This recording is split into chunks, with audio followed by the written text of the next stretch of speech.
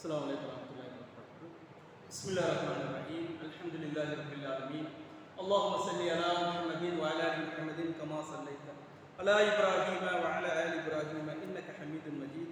اللهم بارك على محمد وعلى آل محمد كما باركت على إبراهيم وعلى آل إبراهيم إنك حميد مجيد. அன்புக்கினிய சகோதரர்களே, ஒவ்வொரு நாளும் மகரிபு தொழுகைக்கு பின்பு தினமும் ஒரு இறை செய்தி என்ற தலைப்பில் குர்ஆன் ஹதீஸ் இந்த மார்க்க விஷயங்களையும் இஸ்லாமிய அடிப்படை கொள்கை சார்ந்த விஷயங்களையும் நாம் பார்த்து வருகிறோம். அதன் அடிப்படையில் இன்று நாம் பார்க்கின்ற செய்தி துல்ஹஜ் மாதமும் அதனுடைய 10 நாட்களுடைய சிறப்பையும் நாம் பார்க்க இருக்கிறோம். அன்புக்கினிய சகோதரர்களே, இன்று புனிதமிக்க துல்ஹஜ் மாதத்துடைய பிறை தேட வேண்டிய சந்தேகத்துக்குரிய நாளாக இருக்கிறது. இன்று பிறை தென்பட்டால் இன்று மகரிபிலிருந்து துல்ஹஜ்ஜுடைய மாதம் ஆரம்பமாகிறது. துல்ஹஜ் மாதம் 1லிருந்து 10 நாட்கள் குர்பானியை கொடுக்கக்கூடியவர்கள் துல்ஹஜ் பிறை 1லிருந்து குர்பானி கொடுக்கும் வரை தங்களுடைய உடலிலிருந்து முடியோ நகங்களையோ களையக்கூடாது என்று அல்லாஹ்வுடைய தூதர் நமக்கு கட்டளையிடுகிறார்கள்.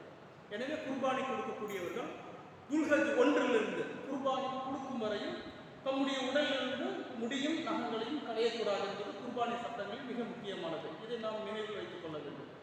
இரண்டாவது, இந்த துல்ஹஜ்ஜுடைய மாதம் 1 முதல் 10 நாட்கள் மிக சிறப்புடைய நாளாக இருக்கிறது. அல்லாஹ்வுடைய தூதர் அதை குறித்து நமக்கு சிறப்பித்து பேசுகிறார்கள். எந்த அளவுக்கு என்றால், அல்லாஹ்வுக்கு மிக விருப்பமான நாட்கள் இந்த 10 நாட்கள் என்று அல்லாஹ்வுடைய தூதர் குறிப்பிடுகிறார்கள். அது அல்லாஹ்வுடைய தூதர் சஹீஹ் புகாரில் இந்த செய்தி பதிவு செய்யப்படுகிறது. இந்த நாட்கள் செய்கின்ற தொழுகை, நோன்பு, வணக்க வழிபாடுகள், தான தர்மங்கள் மற்ற நாட்களை விட அல்லாஹ்வுக்கு மிக விருப்பமானதாக இருப்பதாக அல்லாஹ்வுடைய தூதர் குறிப்பிடுகிறார்கள். சஹீஹ் புகாரில் வரக்கூடிய செய்தி 969வது செய்தி. அப்துல்லாஹ் இப்னு அப்பாஸ் ரலியல்லாஹு அவர்கள் அறிவிக்கிறார்கள், அல்லாஹ்வுடைய தூதர் சொன்னார்கள், துல்ஹஜ்ஜுடைய 10 நாட்கள் நல்லறங்கள் செய்வது ஏனைய நாட்கள் நல்லறங்கள் செய்வது என்று அல்லாஹ்வுக்கு விருப்பமானதாகும் என்று கூறினார்கள். காலு, நபி தோழர்கள் கேட்டார்கள், வலல் ஜிஹாத், அல்லாஹ்வுடைய பாதையில் அறப்போர் செய்வதை விடவா சிறந்தது என்று நபி தோழர்கள் அல்லாஹ்வுடைய தூதரிடம் வினவினார்கள்.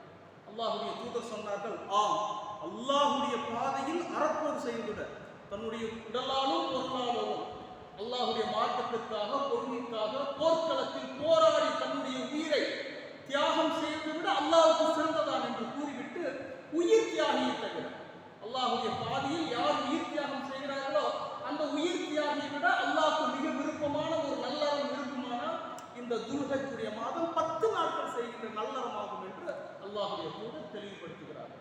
எனவே துல்ஹஜ்ஜின் 10 நாட்கள் அல்லாஹ்வுக்கு மிக விருப்பமான நாட்களாக இருக்கிறது. மற்ற நாட்களுடைய தொழுகை, நோன்பு, வணக்க வழிபாடுகள் அனைத்தை விட அல்லாஹ்வுக்கு சிறந்ததாக இருக்கிறது. எனவே இந்த 10 நாட்களில் அதிகமாக நம்முடைய வணக்க வழிபாடுகளில் ஈடுபடக்கூடிய மக்களாக இருக்க வேண்டும். ஐவேளை தொழுகை ஜமாத்துடன் தொழுவது, இரவு தொழுகையில் ஈடுபடுவது, மற்ற தான தர்மங்கள், திக்ர்கள், குர்ஆன் ஓதுதல் அதிகமாக இந்த 10 நாட்கள் செய்வது மிக சிறப்புக்குரியது, அல்லாஹ்வுக்கு மிக விருப்பமானது. இதற்கு இணையான எந்த ஒரு நாளும் இல்லை என்று அல்லாஹ்வுடைய தூதர் குறிப்பிடுகிறார்கள். அதேபோல துல்ஹஜ்ஜுடைய அந்த 9வது நாள் யௌமுல் அரஃபாவுடைய நாள், அந்த அரஃபாவுடைய நாள் நோன்பு நோற்பது நபி வழிமுறையாகும்.